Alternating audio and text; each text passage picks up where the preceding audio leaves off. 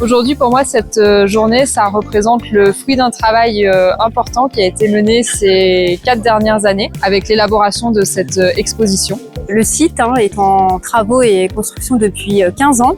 Nous arrivons enfin au terme de ces travaux de réhabilitation de cette grange cistercienne et de ces jardins médiévaux. Que forcément, nous sommes honorés de pouvoir ouvrir au public tout ce site, je dirais magnifique, chargé d'histoire. Et on va pouvoir enfin se lancer dans des vrais projets concrets pour faire vivre la grange et ses jardins.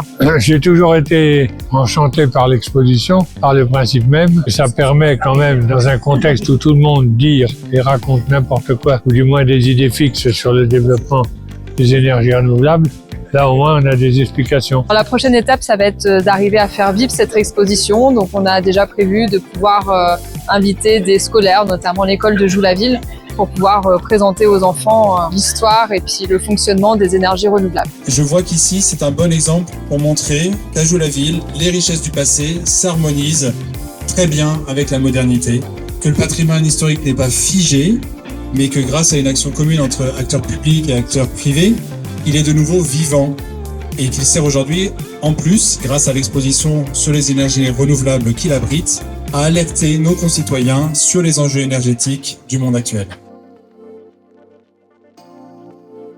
C'est un peu l'histoire et le patrimoine de ma commune. Depuis X générations, mon ancien maire a lancé et nous a guidés sur le territoire. Et aujourd'hui, la grange représente différents projets qui font partie de mon histoire et qui vont continuer dans mon histoire.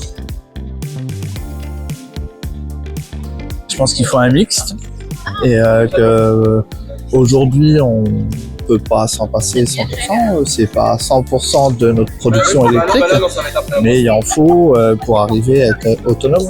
Nous vous attendons nombreux sur le site de la grange cistercienne de Joux-la-Ville.